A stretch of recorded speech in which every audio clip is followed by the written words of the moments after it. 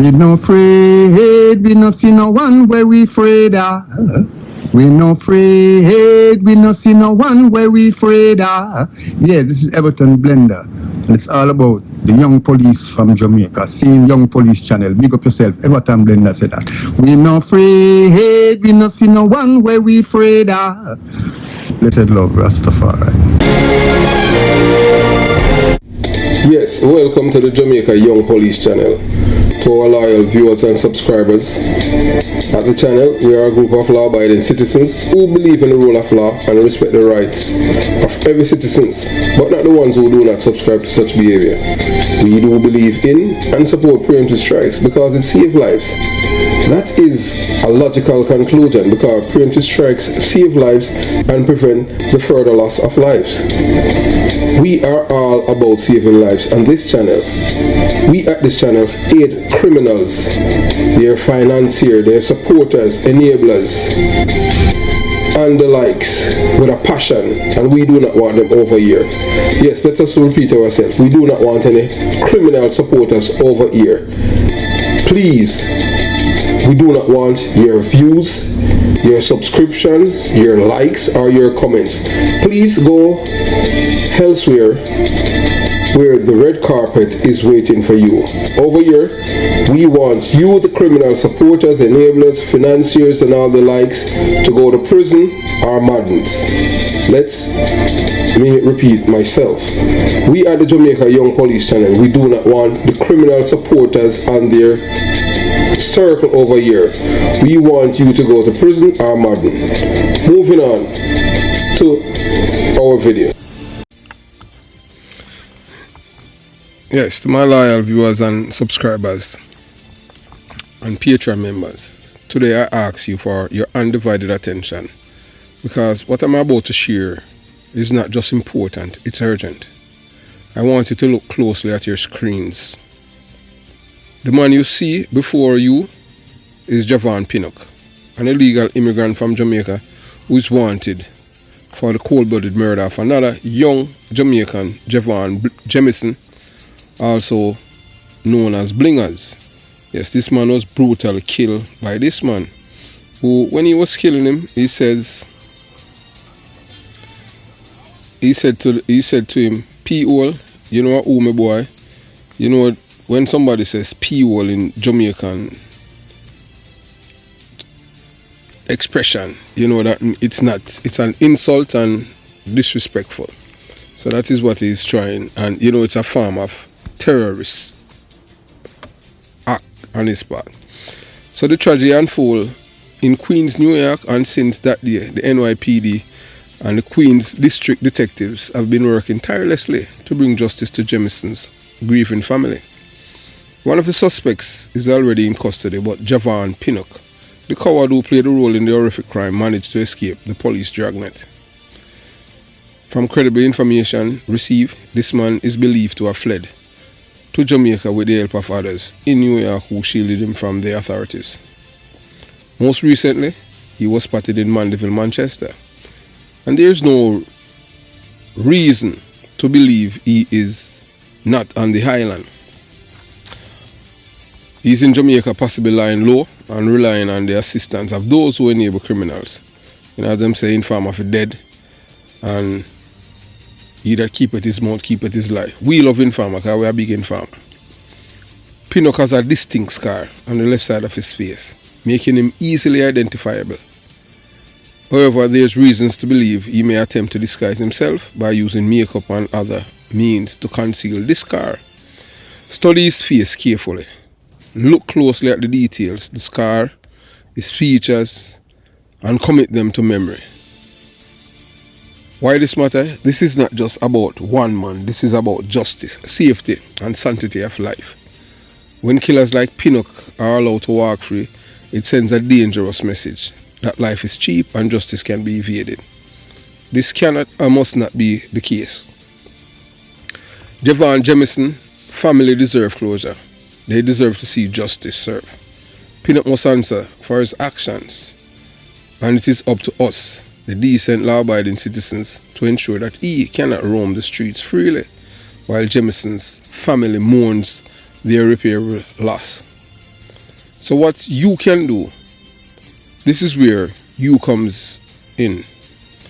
We need your eyes and your vigilance. If you see Javon Pinnock, or if you have any information about his whereabouts, please contact the local authorities immediately. In Jamaica, call 119. In the United States, call 911.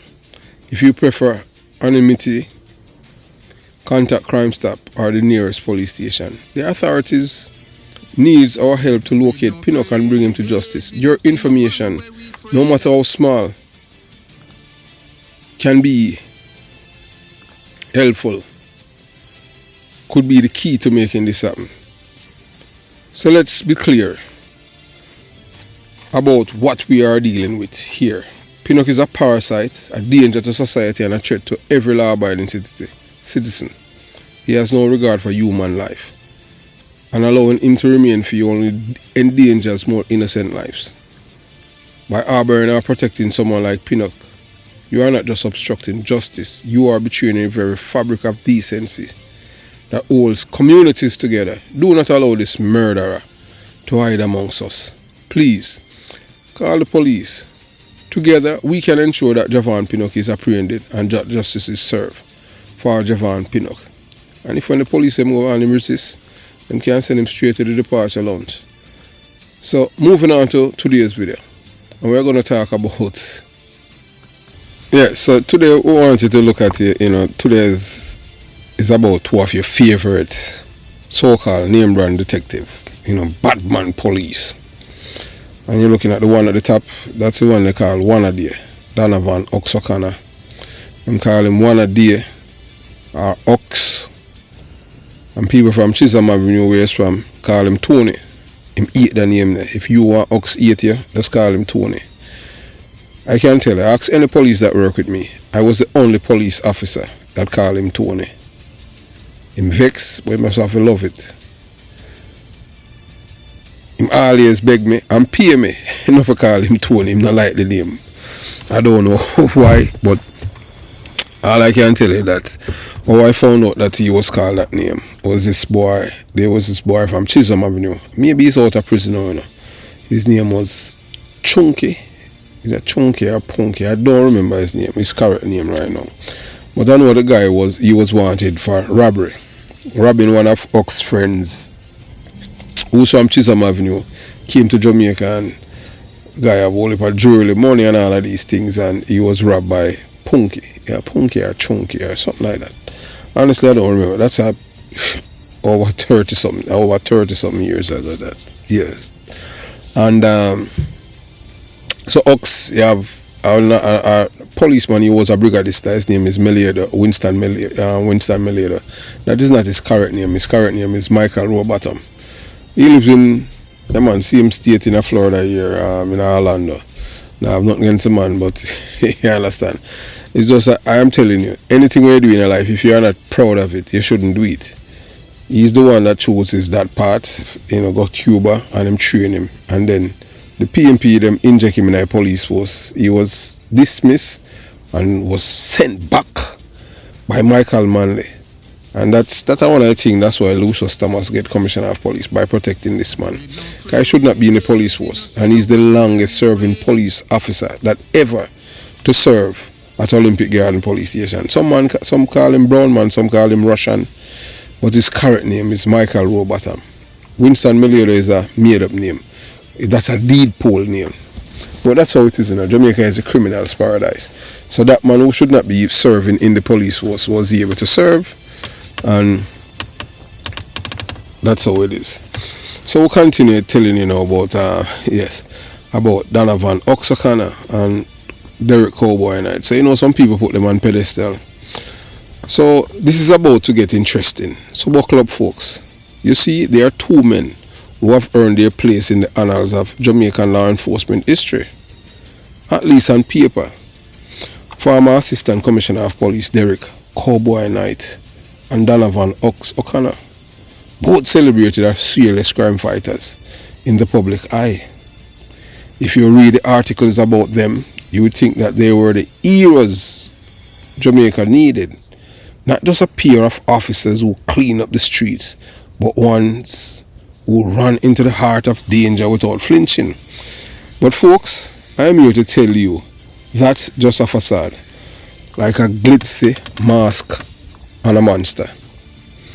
Now I know that you are thinking, Chris Porter, are you seriously about to drag two high-ranking officers through the mud? Well, buckle up, because this is no ordinary story. You see, I work with these men, and what I saw, trust me, would make the hairs on your neck stand up. Jason McKay, shout out to his article, by the way, might paint a picture of them as knights in shining armor, but I have a different canvas to offer, and it is far from flattering. Both men, Knight and O'Connor, as much as their official record might show heroism, were in the street crooks in uniform. Yes, you heard me right. They were not just playing as being badasses. They were the very thing they swore to fight against. These men were just working the beat. They were working the system, and by working I mean running it into the ground. Thieves. Yes, they were thieves. Oh, absolutely. I am talking full on robberies here. Not the kind where you are walking the beat and confiscating a few stolen items. No. These men were out here participating in the type of robberies that had made the most seasoned criminals blush. You want to know what's crazy? They did it with style. Out there, wearing the uniform, running down criminals while being the criminals themselves. Murders, you bet, they have got more blood on their hands than the average gangster. I was a witness to some of it. People, the same hands that shook your hand when you saw them in the station were also the same hands committing the very crimes they were supposed to be solving. Is this the kind of thing you put on your resume, folks? I don't think so. Extortion. If the money was right, they'd have you crying before you could blink. I'm not talking about a little bribe here or there. No. This was high level. These were the kind of men who had shaped down the very criminals they were supposed to lock up, offering protection in exchange for cash. Imagine being a criminal, but still having to pay protection money to the police. You just can't make this stuff up. And the best part, these two were like picky, entitled prostitutes when it comes to criminals. They had standards. If you weren't handed over the cash or playing the game, you would quickly find yourself on the wrong side of their generosity. They didn't care who you were or what you did, as long as they make sure to show the money. And trust me, the criminals who knew how to grease their palms stay on their good side. It's all a game of who can give them the biggest cut. But here's the kicker. Despite all of their dirty deeds, these men still manage to wear their badges and walk around with their heads held high, like nothing ever happened. They were the perfect example of the bad guys who manage to slip through the cracks because they have got the right connections. How they manage to pull it off without the public ever catching on? Well, that's the $1 million question, isn't it?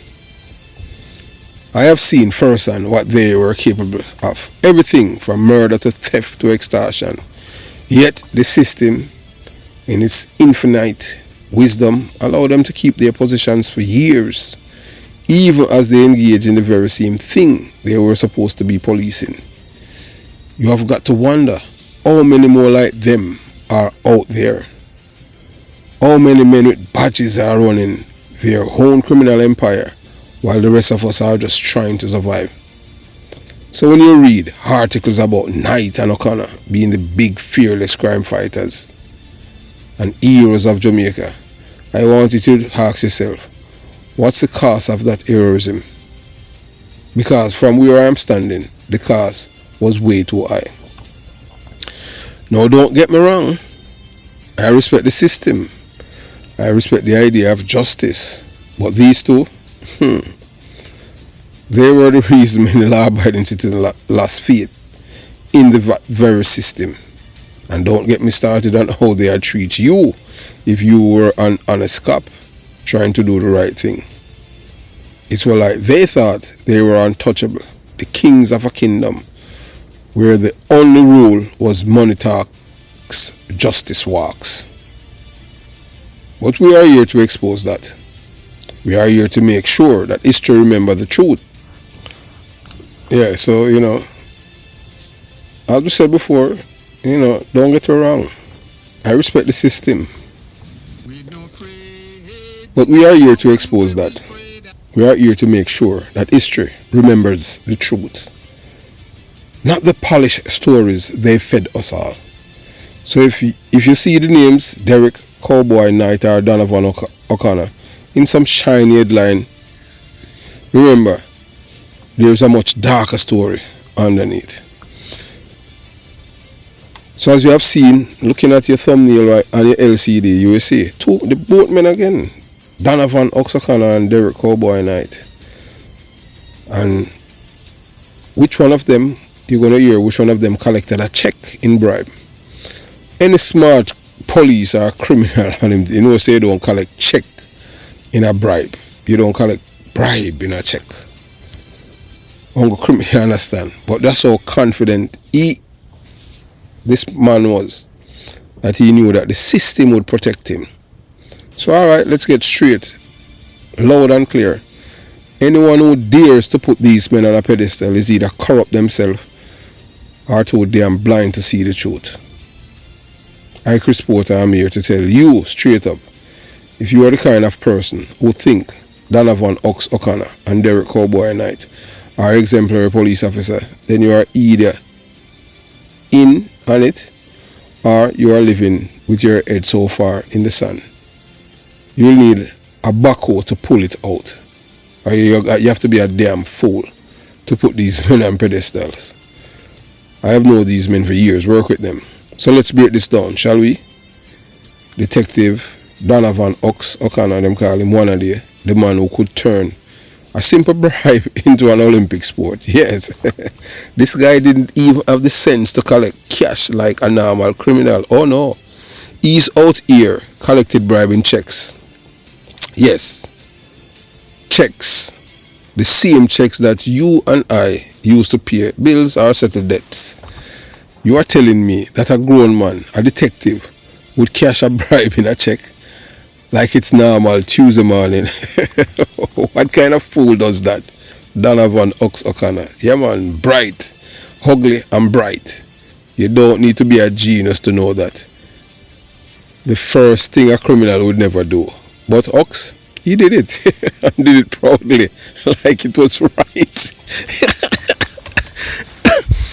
The man said the first time he got a court and him charge a man for unlawful wounding, he thought that he was going to get a part of the fine that the court fined the man. He might look for part of the fine. When the court fined the man, he thought that he's supposed to get a part of it. And that him said, that Ox tell me when we work with him. And it gets better or worse depending on how you look at it. This man went from flying squad, a unit that's supposed to be on the front lines against the most dangerous criminals in the country. So back in the days when I work a flying squad, it named Glass House. Yeah, some bad detective used to be there, but guess what? Most of them were thieves. They were thieves. Ox was one of them. Cowboy was one of them. Yeah, we who work on the street at St. Andrew South, we know say the detective them. Some of them that work at flying squad are thieves. So them, you understand, them used to go out and rob people, them jugs and all kind of thing. Some of them brave. I know them, you understand what I'm saying, work with them. But me, some of them know, I support thief in police. So Ox went from flying squad to being reverted and sent to Portland as a corporal. The reason why I get reverted is because I check him collect the bribe. Bribes in check. I don't know how you do that. on a normal, sir. If it was somebody else, they would arrest and charge them. But the man they connected politically. And the man where him take the check from was somebody from the other side of the political aisle. Yeah, somebody who from the and a PMP in a power and Ox a PMP. The man they are not police, you know. The man they are PMP. Man cowboy. Both of them. Nobody watch true cowboy used to live at Tower. Then the man they come like whore, prostitute. Anywhere money they them got, they got it. In my first Gazette officer for living at Tower. The man they a big PMP, you know, but him there with a labourer to man.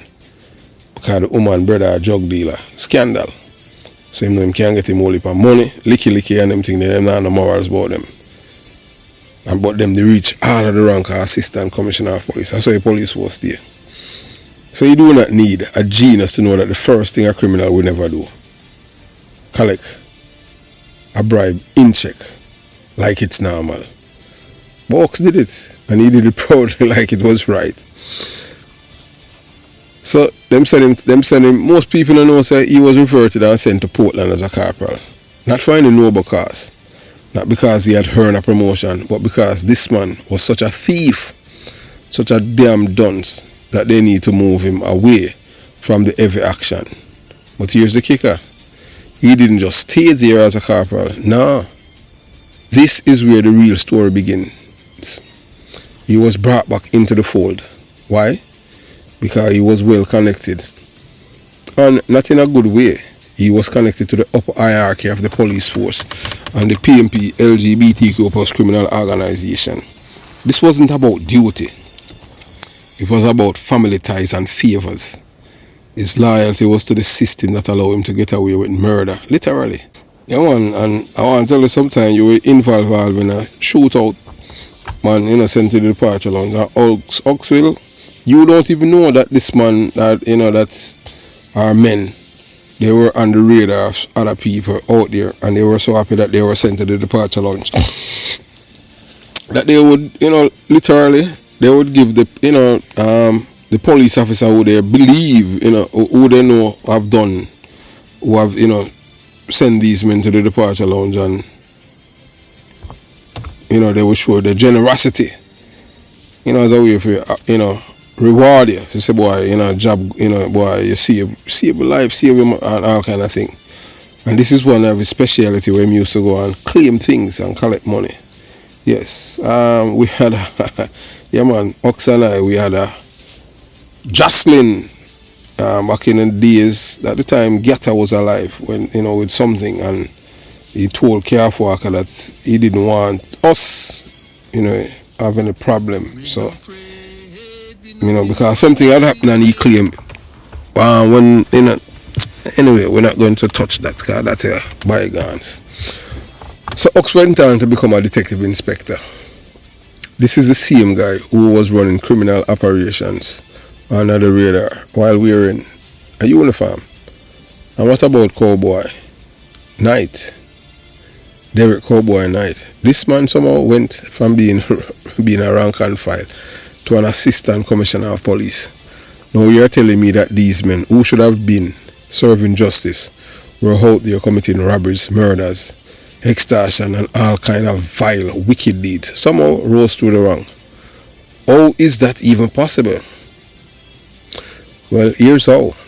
The PMP LGBTQ plus criminal organization. I'm not just throwing around names here. These men weren't just road cops. They were a part of the well-oiled machine. That was all about connection, money, and criminal protection. Under the leadership of the PMP, yeah, that's right, the People's National Party government, these men were shielded, promoted, and empowered. Yeah, man, Francis Forbes was them daddy. I was the one who knew Francis Forbes and introduced Francis Forbes to them. But in the long run, they were the ones who, when I found out certain things, before he even got promotion to a commissioner of police, you know, I just keep my... I'm the kind of person, I don't run behind people. I knew Francis Forbes when I was a cadet, and he had great amount of respect for me and Bobby. So we used to bodyguard him when he comes into St. Andrew South, and he often requests that us, and you understand. So And when he became commissioner of police, I was aware, and they told him that I wasn't coming back. So I have never visited him then until about 2 days when he was about to demit office. So as long as they kept playing the game, as long as they kept their dirty hands in the right pockets, they were untouchable. The reality is these men were not out there fighting crime. They were the crime. They were the very criminals they were supposed to be locking up.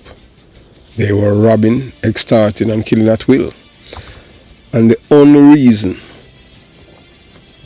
they weren't behind bars themselves was because of their loyalty to a corrupt political system that needed them on the streets doing their dirty work. And let me make this crystal clear. These men are the epitome of criminals in uniform. You want to know what worse? The system knew. The higher ups in the police force knew. The PMP LGBTQ plus criminal organization knew. These men were allowed to thrive because they serve a purpose. Not justice, but power. And the people who stay silent, who let this happen, are just as guilty as the men who wore these badges. It was all about protecting their own. It didn't matter that they were criminals. What mattered was they kept the system running, kept the money flowing, and kept the criminal empire strong. So don't come to me with these or any nonsense about how these men were some kind of heroes. Because if you are defending them, you are either corrupt or you are ignoring your conscience. I have seen it firsthand, and I am telling you the truth is out there. Knight and O'Connor weren't just criminals, they were protected criminals. And when you have got a whole system protecting criminals in uniform, that's when you know things have gone way, way off the rails. Have yourself a beautiful day. Jamaica Young Police Channel out.